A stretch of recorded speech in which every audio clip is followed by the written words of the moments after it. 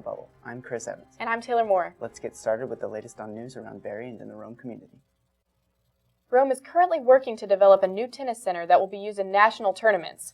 The center's development is being funded as a part of Floyd County's SPLOST decision. Viking Fusion reporter Ryan Warwick has more on the story.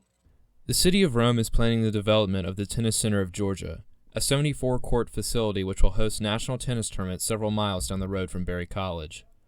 Becky Smith, a Rome City administrator, gave conservative estimates for the tennis center's yearly revenue. The economic impact currently that we enjoy with our history of tennis tournaments is roughly anywhere between $6 and $10 million. And that's when we have a lot of youth tournaments in, adult tournaments, and especially tournaments that cross way across the state lines.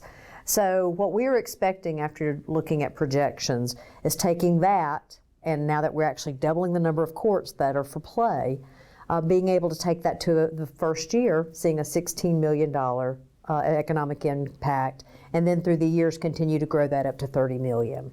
Assistant City Manager Sammy Rich discussed the location of the future tennis center. We had the creation of what is the R. Murchie Connector, which was a new route created that essentially opened up some new Barre College property adjacent to Mount Barre Square Mall. This is going to be an economic boon for the mall. There's no doubt about it. We are in their back door. We will be connecting to them through a road.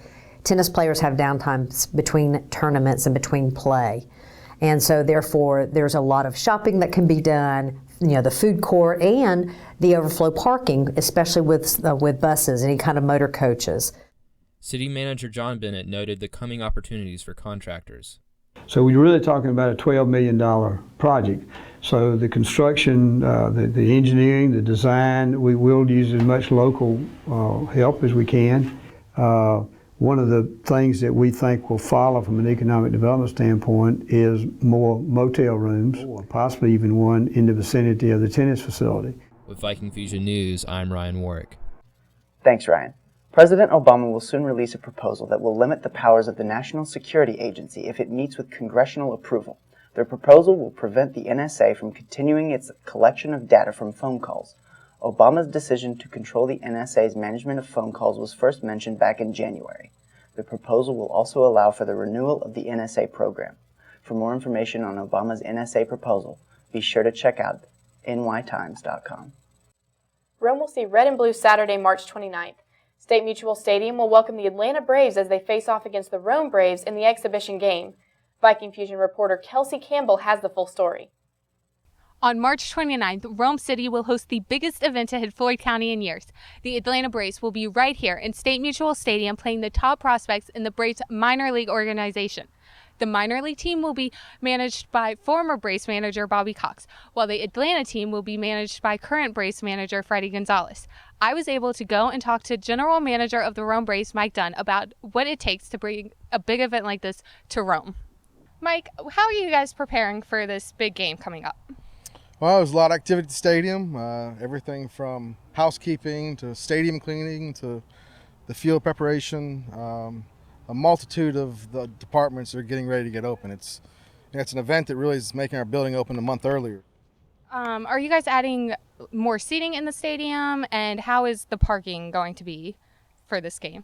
It'll be very busy. Yes, we're adding seats, 1,000 to 1,200 seats in outfield. They're bleacher sections. So our picnic tables have been removed from that area, and the bleachers will be set up out there.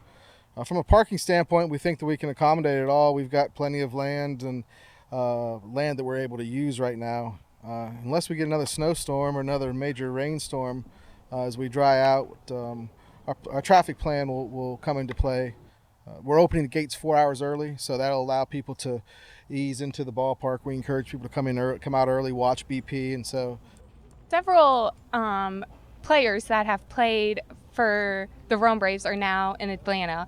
What does that mean to have all of those players coming back here for their last exhibition game? Well, I think it's very unique, and it's a homecoming, if you will. We're fortunate to be able to have a fair amount of the guys on that 25-man roster that have played here in Rome, and that certainly is a development, a compliment to our development staff and the fact that we're able to produce those kind of players. But it's nice for the player to come back and see the fans and see, where part of their path to the major league started. How are are the players chosen for the Futures team? Is it the players who are the best all around in the minors, or just players who are good? Well, I think it's a combination of all of that. It's a player that has shown the ability to excel at the level that he played at, and one that we might want to keep an extra eye on, that is going to lead to some of the bright spots of the future for the Braves. So it's a combination of all those things. Certainly you can take the draft picks and see where they were chosen and those types of things, but all in all, it's players that have contributed at each level that they've been at and deserve the recognition to come and play for a team that's managed by the future Hall of Famer and Bobby Cox. One thing's for sure, no matter which team wins, fans will walk away happy, as it will be a Braves team. With Viking Fusion Sports, I'm Kelsey Campbell. Thanks, Kelsey. Groups of volunteers have joined the search for those still missing in the aftermath of the devastating landslide in Oso, Washington on Saturday morning. Volunteers, many of whom were loggers from the community, ignored warnings from local law enforcement and arrived ready to help. The landslide has claimed the lives of 16 people in addition to several bodies that have yet to be identified. Currently, 125 people are still missing.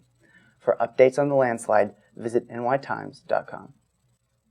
New satellite images released by Japan and Thailand reveal what could be debris from missing Malaysia Airlines Flight 370 in the southern region of the Indian Ocean. These images join those released by a French satellite Wednesday showing unknown debris floating around the same area. Bad weather has delayed further search efforts for Thursday, but the search could continue as early as Friday. For more information on the continued search for the missing Flight 370, check out CNN.com. That's all we have for you tonight on Beyond the Bubble. For more information and full stories on what's going on around Barrie as well as in the Rome community, be sure to stay right here at Viking Fusion. I'm Chris Evans. And I'm Taylor Moore. See you next time on Beyond the Bubble.